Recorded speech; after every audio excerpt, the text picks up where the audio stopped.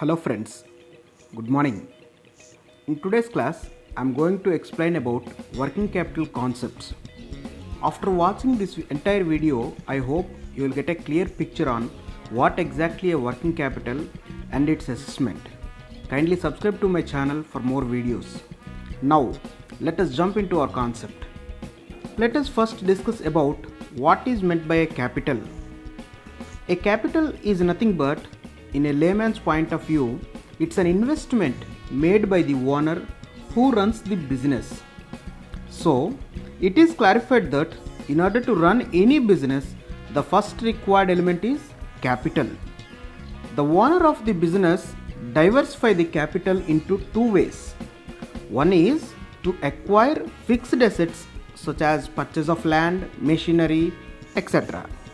And some portion of the capital is used to purchase of raw materials. So, the first one, that is purchase of land or machinery, is called as fixed capital. And the second one, that is capital required for purchase of raw materials, is called as working capital. See, how much raw material a businessman will purchase, it's only up to a generation of first phase of his manufactured products. Later on, he can invest the amount what he has acquired after sale of his products.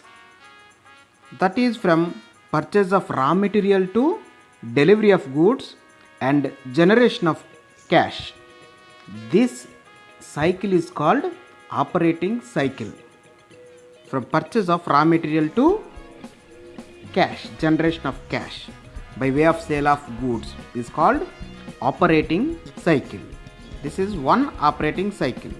So, the businessman requires a capital and he want to invest that capital for one operating cycle. Okay, this is called working capital. The working capital is of two categories.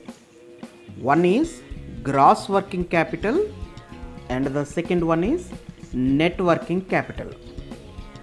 Before discuss about gross working capital, we must know a term called current assets. Let us take an example of a tiffin shop.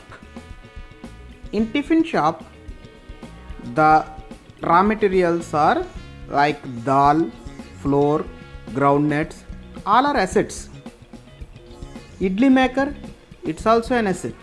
Gas stove with cylinder is also an asset. Shop is an asset. Finally prepared idli, it is also an asset.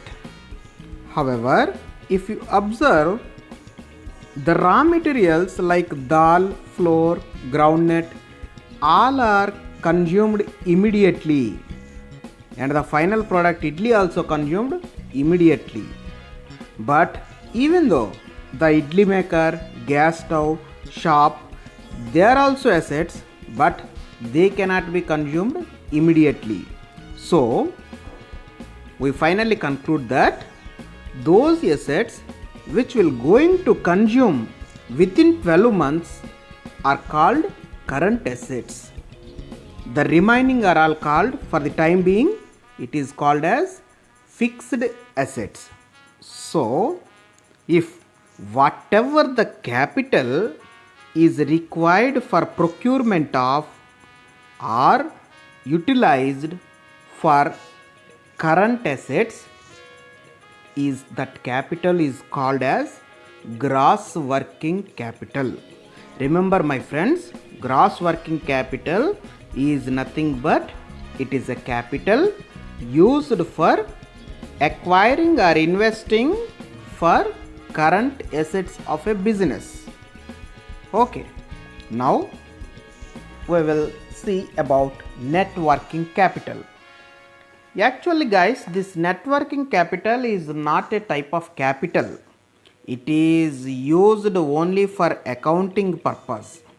It shows on what ways the businessman will acquiring the working capital. So the net working capital is nothing but current assets minus current liabilities. Okay, the net working capital is nothing but current asset minus current liabilities.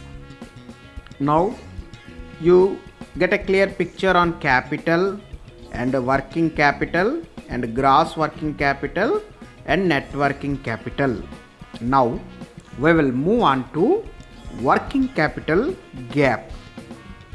Actually, this is used by Indian banks to identify how much amount of capital they are going to finance to meet its working capital requirement. So whatever the businessman who is doing the business, he is having some kind of capital and he is also having some kind of borrowings from his friends and relatives. Out of this, there must be a gap for the working capital. That gap the banks will going to finance. That is called working capital gap. How can you calculate that gap? Simply the current assets minus current liabilities. Current liabilities here nothing but the short term borrowings from the friends or any others, any institutions, minus any other bank borrowings. Okay, so this is called working capital gap. Please remember three formulas in your mind. Gross working capital is nothing but working capital financed for acquiring of the current assets. Net working capital is nothing but current assets minus current liabilities. Working capital gap is nothing but total current assets minus total current liabilities minus bank borrowings. Okay, now what are the ways of finance of working capital? See, the means of finance of working capital are of four ways.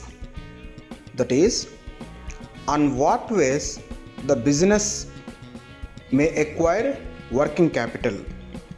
One is, suppose if you start a business and you are going to procure raw materials, and if you procure raw materials on credit basis, then that is also one type of financing to working capital.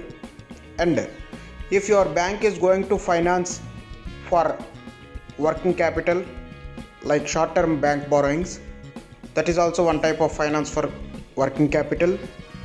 And suppose if your friends or family relatives, they are going to finance to you, that is unsecured advances, that is also one type of means of finance to working capital. As well as if there is a long term surplus funds, then the utilization of that surplus funds for acquiring of the current assets, that is also one type of means of finance to working capital. Now these are the different ways of acquiring working capital finance. Now as a banker, it is very important to assess how much actually the need of working capital for a particular business. So in order to learn the assessment of working capital, there are three methods are used globally. One is turnover method, second one is MPBF method, and third one is cash budget method. Now we will see about the turnover method. Turnover method, simply guys, you may please understand, turnover method is nothing but financing based on the projected turnover. The projected turnover is nothing but the estimations made by the borrower that they are going to turn over this much amount. So out of this projected turnover, we are going to finance only 20% of the projected turnover. Now we will go in detail about the turnover method. See, before discuss about the turnover method, in generally there are 4 operating cycles exist for any kind of business in a financial year. For most of the businesses, some businesses may acquire a lot of operating cycles, and some businesses they are having a large operating cycle, so that is a different issue. But in general there are 4 operating cycles. However, if the customer having a capital to run one operating cycle, definitely whatever the amount they have earned after sale proceeds of the finished goods which are in first operating cycle, they'll get an inputs to the second operating cycle, and as well as third as well as fourth one. So the banks are going to finance only for one operating cycle. Okay, that is nothing but 25% of the total sales. Why 25%? Because 4 operating cycles, we are going to finance only 1/4 of the operating cycle. That is nothing but 25% of the projected sales. That is the actual working capital requirement made by the borrower. However, out of this 25%, banks are going to finance only 20% only. That is, total projected turnover is X. Let us assume total projected turnover is X. Working capital requirement is 25% of X. Then banks will finance 4/5 of this 25% of X. That is 80% of this 25% of X. Remaining will be contributed by the borrower. In simple, lucid manner, you can easily remember that 20% of the projected turnover the banks are going to finance. That is the method of turnover method. Okay, now we will examine this with an example. See, the projected turnover in the given example, it is 300 lakhs.